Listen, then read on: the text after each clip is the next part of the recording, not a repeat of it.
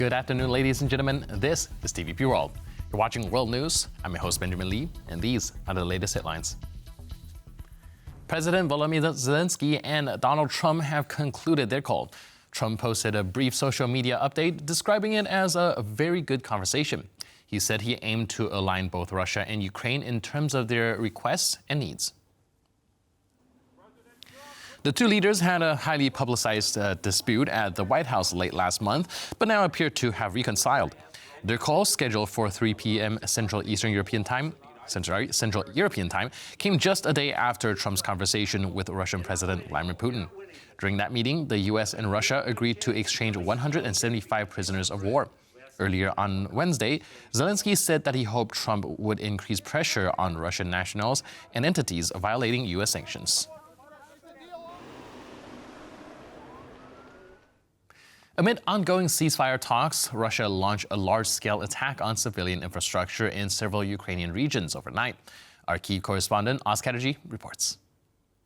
Well, while Donald Trump and Vladimir Putin were discussing a temporary ceasefire, it was another busy night here in Ukraine for Ukrainian air defenders as 145 drones were launched by Russia into Ukrainian territory, targeting again energy infrastructure and 2 hospitals in Sumy, which thankfully had no injuries but did result in the evacuation of patients. Senior advisor to the president's office, Andriy Yermak, said Russia is attacking our civilian infrastructure and people right now. President Zelenskyy, who is currently on a state visit to Finland, also had this to say in response to that negotiation between Putin and Trump. If President Trump can put more pressure on Vladimir Putin in terms of details and force him to stop striking the energy infrastructure and the sea, if this is the first step and there are no other steps, then he should share the details on how we are going to do it. I am sure that Ukrainian and American sides will support any step that will lead to decreasing the number of strikes on both military and civilian infrastructure. We support all steps aimed at the end of the war. We will support them. But in order to support them, we need to understand what exactly we support. When President Trump has time, he is a busy man. When he has time, he can call me anytime. He has my phone number. We are ready to talk through further steps with pleasure. We are skeptical when it comes to trusting the Russians. There is no trust in Putin. That's why I am saying we need to understand how it will work in practice, so that it will not depend on their desire only. That's it. So while the Russians continued to bombard Ukraine, the Ukrainians responded in kind with another attack on an oil depot in Krasnodar launched by Ukrainian drones. President Zelenskyy also released a statement following the Russian attacks on Ukrainian territory, saying today Putin actually rejected the proposal for a complete ceasefire. It would be right for the world to reject any attempts by Putin to drag out the war in response. Zelenskyy clearly there placing the blame on Putin for these attacks and for stalling for time and trying to convince the US president that he's interested in peace, while the view from Kyiv is that he is certainly not interested in peace or even a ceasefire. Now, we also have some initial reactions from Ukrainians to that news. Let's take a listen to what they had to say. I think this will be a step toward a ceasefire if Russia really stops attacking Ukrainian energy infrastructure. But to be honest, I hardly believe it will be long-lasting. Talking about peace with those people will lead to nothing in the future.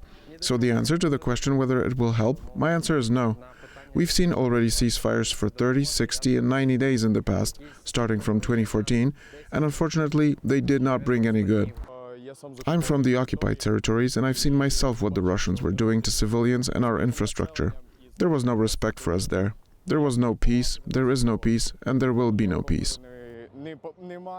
So from the Ukrainian government perspective and from the people here in Ukraine, Trump certainly has a lot more work to do if he's going to get this temporary ceasefire enacted here in Ukraine. It's Oz reporting from Kyiv for TVP World. Ukraine and Russia have released their prisoners of war in the deal facilitated by the United Arab Emirates. Now, this comes after Russia and Ukraine agreed to halt strikes on each other's energy infrastructure. However, Russia and Ukraine have already accused each other of breaking the energy truce after just agreeing to it following a phone call between U.S. President Trump and Russia's Vladimir Putin. However, the prisoner swap went ahead, with both Moscow and Kyiv releasing 175 POWs each. Moscow also said that it released an additional 22 wounded Ukrainian soldiers as gestures of goodwill.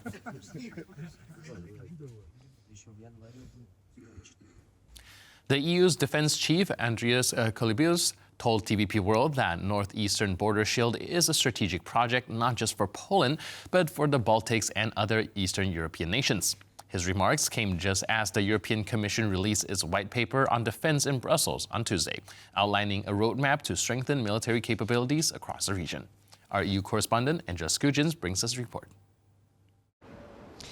The EU's defence chief, Andrius Kubilius, told TVP World that there is further room to develop Poland's Eastern Shield. Now, the Lithuanian made the comment outside the Berlaymont in Brussels following him handing down his much-anticipated white paper on defence. Now, this 27-page policy document aims to outline the biggest issues facing Europe's defensive problems. This spans regulatory red tape to industry needs such as drumming up demand, but the paper also highlights Poland's Eastern Shield. Now, this is a measure spearheaded by the Prime Minister Donald Tusk. He announced it early last year, pumping 2.5 billion euros into the efforts to fortify Poland's eastern border with Belarus and Russia. Now, the paper identified that this project was a noteworthy exercise,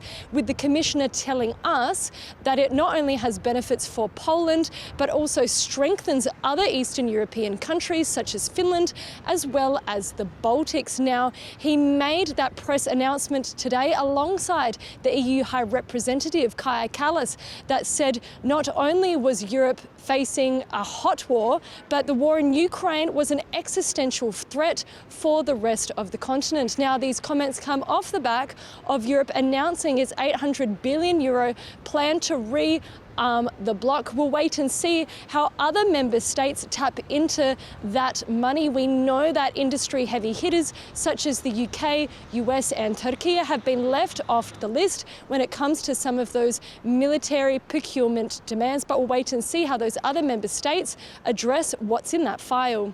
Angela Skujins from Brussels for TVP World. Estonia will raise its defense budget to at least 5% of GDP starting in 2026, citing growing threats from Russia.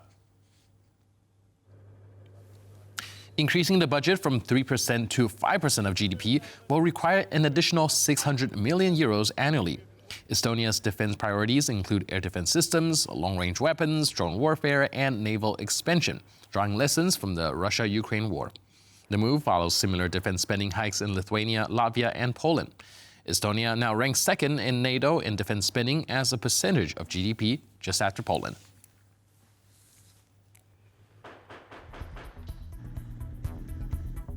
And with that, we conclude this edition of World News. But for more news, update, and commentary, please stay tuned to TVP World.